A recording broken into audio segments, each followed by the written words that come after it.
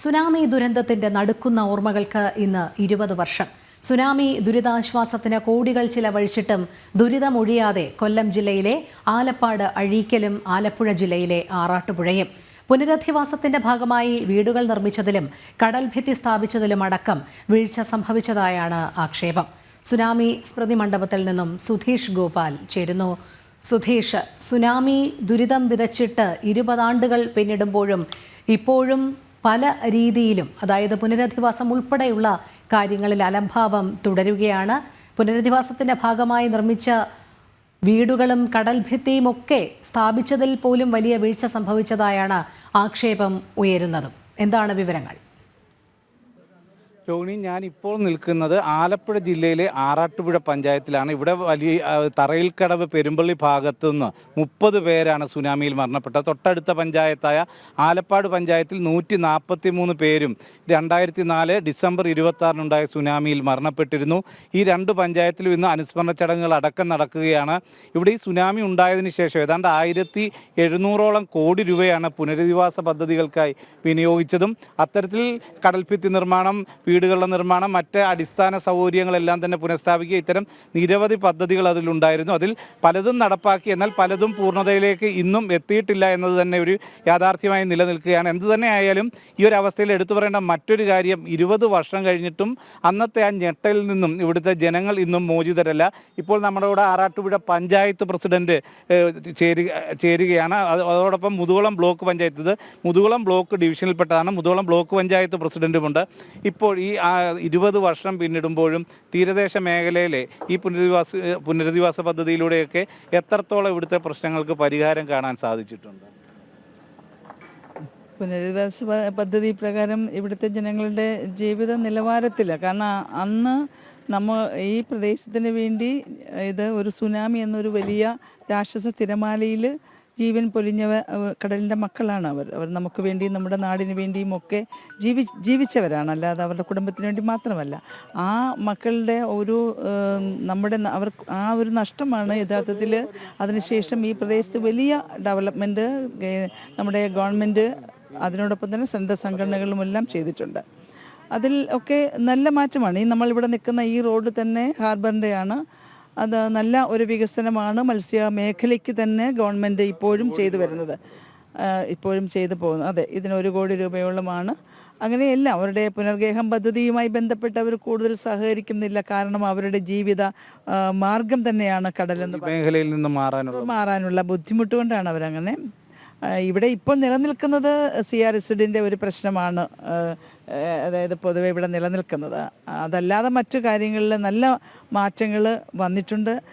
Actually ആ മാറ്റത്തിന് ഈ ജീവൻ പൊലിഞ്ഞ നമ്മളെ വിട്ടുപോയി 20 വർഷമായി അവരുടെ ആ ഒരു സ്മരണ നമ്മൾ പുതുക്കുമ്പോൾ യഥാർത്ഥത്തിൽ അവരാണ് ഈ ഡെവലപ്മെൻറ്റിന് ഇടയാക്കിയത്. അവരുടെ ജീവൻ പൊലിഞ്ഞപ്പോൾ അതിലൂടെയാണ് ഈ വലിയ മാറ്റങ്ങൾ ഇവിടെ വന്നിട്ടുള്ളത്. വലിയ മാറ്റം തീരദേശ റോഡിന്റെ ആണെങ്കിൽ തന്നെയും പോലും കടൽഭിത്തിയിലൊക്കെ ഈ പെരുമ്പള്ളി തീരം കടലും കായലുമായിട്ട് പക്ഷേ 10 മീറ്റർ പോലും അകലമില്ലാത്ത വലിയ അകലമില്ല. അതൊരു ശരിയാണ്. കടൽ കുറച്ചുകൂടി കരയെ എടുത്തുകൊണ്ടേയിരിക്കുന്നു, കായൽ അപ്പുറത്തുണ്ട്. അതൊക്കെ നമുക്കൊരു വരും കാലങ്ങളിലൊരു ഭീഷണി തന്നെയാണ്. എന്നാൽ ഇവിടുത്തെ ജനം ഇവിടം വിട്ടു പോകത്തില്ല എന്നുള്ള ഒരു മാനസികാവസ്ഥയിലാണ്. മറ്റൊന്നുമല്ല, ഞാൻ നേരത്തെ സൂചിപ്പിച്ചതുപോലെ അതുതന്നെയാണ്. അവർക്ക് ആ വെള്ളം അവരുടെ ജീവിത മാർഗം അതുതന്നെയാണ്. അതുകൊണ്ടാണ് അവർക്ക് ഇട്ടുപോകാനുള്ള ബുദ്ധിമുട്ടുണ്ടായത്. ഇവിടെ ആറാട്ടുപുഴ തന്നെയാണ് ആ സുനാമി ഉണ്ടായ അതിൻ്റെ ഓർമ്മകളൊന്ന് പറയാം. അന്നത്തെ ദിവസത്തെ ഒരു അനുഭവവും ഇവിടുത്തെ രക്ഷാപ്രവർത്തനങ്ങളും അവ പൊലിഞ്ഞ ജീവനുകളെയും ഓരോന്നും. ഈ സുനാമി ഉണ്ടാകുന്നത് 2004 ഡിസംബർ 26-ആണ്. അന്ന് എൻ്റെ വീടിൻ്റെ സമീപത്ത് എൻ്റെ ഒരു ബന്ധുവിൻ്റെ മകളുടെ കല്യാണമായിരുന്നു. അതുകൊണ്ടൊരു 11:45-നും 12 മണിക്കും ഇടയ്ക്ക് ഞങ്ങളെല്ലാം ഉണ്ണാനിരിക്കുമ്പോൾ ഈ ഈർക്കിലൊക്കെ ഇങ്ങനെ ഒടിഞ്ഞൊടിഞ്ഞ് വരുന്നൊരു ശബ്ദമുണ്ടല്ലോ, അതേപോലെ ഈ വേലി, അന്ന് വേലിയൊക്കെയാണ്, അതിലൊന്നും കൂടുതലില്ല, വേലികളാണ്. അപ്പോൾ അങ്ങനെ വേലികളൊക്കെ ഇങ്ങനെ ഒടിയുന്ന പോലുള്ള സൗണ്ട് കേട്ട് കുറേ കഴിയുമ്പോൾ വെള്ളം ഇരച്ചിങ്ങി വരിക. അപ്പോൾ പപ്പടം ചൂടാനിട്ടിരുന്ന ഉരുളി അടുപ്പിൽ വെച്ചിട്ട് പപ്പടം പൊള്ളിച്ചുകൊണ്ടിരിക്കുകയായിരുന്നു. ആ ഉരുളി ഈ വെള്ളത്തിൽ ഒഴുകിപ്പോയി. ഞാനങ്ങനെ എൻ്റെ വീട് തൊട്ട് വടവശത്താണ്. ഞാൻ ഓടി വീട്ടിൽ വന്നു. അപ്പോൾ വീടിൻ്റെ മതിലിൻ്റെ അകത്ത് വെള്ളം കയറിയില്ല, പിന്നെ അവിടെ നിന്ന് പൊതുപ്രവർത്തകരെ എല്ലാം വിളിച്ചിട്ട് പരമാവധി എല്ലാ വള്ളങ്ങളും വെള്ളത്തിലിട്ടിട്ട് ആളുകളെ പരമാവധി അക്കരയ്ക്ക് കിഴക്കേക്കരയ്ക്ക് കൊണ്ടുപോകാനാണ് തീരുമാനിച്ച്. അത് വിജയകരമായിരുന്നു. എല്ലാവരെയും നമുക്ക് കൊണ്ടുപോകാൻ കഴിഞ്ഞു. രണ്ടാമത് ഒന്നുകൂടെ വന്നു. ആ രണ്ടാമത് ഒന്ന് വരുന്നതിന് മുമ്പ് മുഴുവൻ ആളുകളും അക്കരയ്ക്കെത്തി. മരണപ്പെട്ടവരെല്ലാം ആദ്യത്തെ തിരയിൽ തന്നെ ആദ്യത്തെ തിരയിൽപ്പെട്ടവരാണ്. അതിലെ ഏറെ പേരും ഈ പള്ളാപ്പെന്ന് പറയുന്ന ഒരു ഭാഗമുണ്ട്. അന്ന് സീവാളുമില്ല. ഇതേപോലെ ഒരു 50 മീറ്റർ മാത്രമേ ഉള്ളൂ ഡിസ്റ്റൻസ് കടലും കായലുമായിട്ട്. ഈ 50 മീറ്റർ കരയിൽ സഞ്ചരിച്ചിരുന്നവരെയാണ് കടലടിച്ച് ഈ വെള്ളക്കുഴിയിലോട്ട് വിടുന്നത്. ആ കുഴിയിൽ കിടന്നിട്ടാണ് ഇവർ മരിക്കുന്നത്. ഇവരെല്ലാം മരിക്കുന്ന അങ്ങനെ. വല്യരിക്കൽ 1:20, പെരുമ്പള്ളി ആ ഭാഗത്ത് 1 കിലോമീറ്റർ, ആറാട്ടുപുഴ ബസ് സ്റ്റാൻഡ് മുതൽ മംഗലം വരെ 2.25 കിലോമീറ്റർ. ഇത്രയും ഭാഗത്ത് കടൽ ഭിത്തി നിർമ്മിച്ചില്ലെങ്കിൽ നമ്മൾ കുറേ വർഷങ്ങൾ കഴിയുമ്പോൾ ഈ പ്രദേശം തന്നെ നിലനിൽക്കുമെന്നുള്ളതിന് ആശങ്കയാണ്. അതാണ് ഇന്ന് ഏറ്റവും വലിയ വെല്ലുവിളി ജനങ്ങൾ അഭിമുഖീകരിക്കുന്നത്. പലപ്പോഴും കാലാവസ്ഥാ വ്യതിയാനത്തിൻ്റെ ഭാഗമായി അപ്രതീക്ഷിതമായി ഈ കള്ളക്കടലെന്നൊക്കെ പറഞ്ഞ് കടൽ കയറുക, ആ കയറിയിട്ട് മണ്ണും വെള്ളവും കൂടെ റോഡിൽ നിന്നിട്ട് ഗതാഗതം ബ്ലോക്കാകുക. അപ്പോൾ ദൈനംദിന ജീവിതം തന്നെ പ്രതിസന്ധിയിലാകുന്നൊരു സ്ഥിതി ഇന്നുണ്ട്.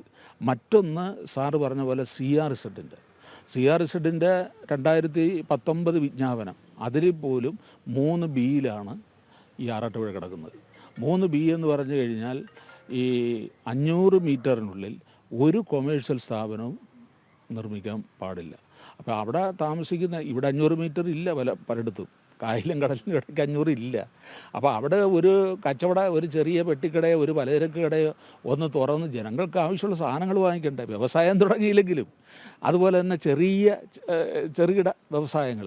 അപ്പോൾ ഇതിനൊക്കെ ഉള്ളൊരു അനുമതി കിട്ടത്തക്ക ഒരു 3A ആറാട്ടുപുഴ പഞ്ചായത്തിനെ, അതുപോലെ തന്നെ തൃക്കുന്നപ്പുഴയുടെയും പുറക്കാടിൻ്റെ സ്ഥിതി അത് തന്നെ, ഈ 3A ഉൾപ്പെടുത്തിയില്ലെങ്കിൽ ഇവിടെ ഒരുതരം ശ്മശാനമായിട്ട് ഈ പ്രദേശം മാറും. വികസനം ഇനി മുരടിക്കും. കാരണം ഈ CRZ നിയമം അതിൽ കായലിൽ നിന്ന് മാത്രം 50 മീറ്റർ ഇളവ് മാത്രമാണ് നമുക്ക് അനുവദിച്ചിട്ടുള്ളത്. എന്നാൽ പടിഞ്ഞാറ് ഈ ആളുകൾക്ക് ഒരു വ്യവസ്ഥയുടെ ഭാഗമായി മത്സ്യത്തൊഴിലാളികൾക്ക് 50 മീറ്റർ കഴിഞ്ഞും വീട് വയ്ക്കാം. പക്ഷേ വീട് മാത്രം കൊണ്ട് കാര്യം ഉണ്ടാകും. അത് അൺഓതറൈസ്ഡ് നമ്പരേ കിട്ടത്തുള്ളൂ എന്നുള്ളൊരു സാഹചര്യമില്ല. അൺഓതറൈസ്ഡ് നമ്പർ ഇപ്പം മൊത്തത്തിൽ നിർത്തിയിട്ടുണ്ട്. അതിൻ്റെ ഡീറ്റെയിൽസ് വന്നില്ല. പക്ഷേ അത് വീടിൻ്റെ നമ്പറിൻ്റെ കാര്യത്തിൽ ഇപ്പോൾ ഒരു ചെറിയ ഇളവ് സഹായം കിട്ടും. പക്ഷേ ഒരു ഒറ്റ കച്ചവട സ്ഥാപനങ്ങൾ പോലും നമുക്ക്, സർക്കാർ സ്ഥാപനങ്ങൾ പോലും പറ്റത്തില്ലെന്നാണ്. അതേപോലെ തന്നെ ഇവിടുത്തെ ഒരു കിടത്തി ചികിത്സാ സംവിധാനമുള്ള 24 മണിക്കൂറും സേവനം കിട്ടുന്ന ഒരു ആശുപത്രി ഇല്ല. നമുക്കിപ്പോൾ ആറാട്ടുപുഴ FHC, ആ ആറാട്ടുപുഴ FHCയിൽ ഇപ്പോൾ പുതിയ നിയമം അനുസരിച്ച് ഈവനിങ് OPയിലെ ഡോക്ടറെ പഞ്ചായത്ത് ശമ്പളം കൊടുത്ത് നിയമിക്കണമെന്നാണ്. NHM ഇൻ്റർവ്യൂ ചെയ്ത് നിയമിക്കുന്നത്. ഞങ്ങൾ തീരുമാനിച്ചു കൊടുത്ത് അവരെ വിളിച്ച് ഒരു ഡോക്ടർ മാത്രം വന്നു, അപ്പോയിൻമെൻറ്റ് ഓർഡർ അയാളെ നിയമിച്ച് അപ്പോയിൻമെൻറ്റ് ഓർഡർ കൊടുത്തിട്ട് അയാൾ പിന്നെ കയറിയിട്ടില്ല. ഇനിയിപ്പോൾ രണ്ടാമത് ആ പ്രോസസ്സ് വീണ്ടും തുടങ്ങാൻ ഇരിക്കുകയാണ്. അപ്പോൾ അവിടെ ഈവനിങ് വരെ, എന്നാലും നമ്മൾ അഡ്ജസ്റ്റ് ചെയ്ത് അവിടുത്തെ ഡോക്ടേഴ്സ് ഇപ്പോൾ 4 പേരുണ്ട്, അവർ അഡ്ജസ്റ്റ് ചെയ്ത് വൈകിട്ട് വരെ അത് പ്രവർത്തിക്കുന്നുണ്ട്. ഫിഷറീസ് ഹോസ്പിറ്റലിലാണെങ്കിൽ 2 ഡോക്ടർമാരുണ്ട്, അവർ ഉച്ച 2 മണി വരെ. അത് പുതിയ ഡെവലപ്പ് ചെയ്ത് വന്ന് ഇപ്പോഴാണ് അത് FHC ആക്കിയിട്ടുള്ളത്. തൃക്കുന്നപ്പുഴയാണെങ്കിൽ പോലും തൃക്കുന്നപ്പുഴയിൽ അവിടെ കിടത്തി ചികിത്സ ഉണ്ടെങ്കിലും വേണ്ടത്ര സൗകര്യം 24 മണിക്കൂറും ഡോക്ടർ ഇല്ലെന്നുള്ളതാണ് അവിടെയും പരാതിയായിട്ട്. ഡോക്ടേഴ്സിൻ്റെ അഭാവവും പശ്ചാത്തല സൗകര്യങ്ങളുടെ കുറവും അതിൻ്റെ മെയിൻ്റനൻസ് ഇല്ലായ്മയും അത് ഒരു പ്രശ്നമാണ്. അത് CHC ആണല്ലോ, കമ്മ്യൂണിറ്റി ഹെൽത്ത് സെൻ്ററാണ്. നമ്മുടെ ഇവിടെ ആ ഡോക്ടറുടെ ഒന്നും പ്രശ്നമില്ല. പക്ഷേ ഈ നൈറ്റ് ഷിഫ്റ്റ് കൂടി നമുക്ക് അനുവദിച്ച് തരണം. അപ്പോൾ അത് സർക്കാരിൻ്റെ കുറേ ബാധ്യത വരുന്നതാണ്. മറ്റ് സ്റ്റാഫുകളുടെ പ്രശ്നവും ശമ്പളവും ഇതെല്ലാം ഉണ്ട്. നിലവിൽ താലൂക്ക് ഹോസ്പിറ്റൽ മുതൽ മുകളിലോട്ടേ ഉള്ളൂ നൈറ്റിൽ ഡോക്ടേഴ്സിന്. നേരത്തെ രമേശ് ചെന്നിത്തല അവിടെ പ്രഖ്യാപിച്ചതാണ്, ഫ്ലെക്സ് വരെ വെച്ചതാണ്, പക്ഷേ നടപ്പായില്ല എന്നുള്ളതാണ് യാഥാർത്ഥ്യം. ഇതെന്നായാലും പരിമിതികളുണ്ട്, അതിനുള്ള പരിഹാരവും സർക്കാരിൻ്റെ ഭാഗത്തുനിന്ന് ഉണ്ടാകുമെന്ന പ്രതീക്ഷ തന്നെയാണ് ഇവിടുത്തെ പഞ്ചായത്ത് പ്രസിഡന്റ് അടക്കമുള്ള ജനപ്രതിനിധികൾ പങ്കുവെക്കുന്നത്. എന്തു തന്നെയായാലും ഈ നടക്കുന്ന ദുരന്തത്തിൻ്റെ ഓർമ്മയ്ക്ക് ഇന്ന് 20 വയസ്സാവുന്നു. ഇന്നും അവരുടെ അവരുടെ ജീവൻ പൊലിഞ്ഞതിലൂടെയാണ് ഈ ആറാട്ടുപുഴയിൽ വികസനങ്ങൾക്ക് കാരണമായതെന്ന ഒരു വിലയിരുത്തൽ നിലനിൽക്കുന്നു. ആ ആത്മാക്കൾക്ക് നിത്യശാന്തി തന്നെ നമുക്ക് നേരാം.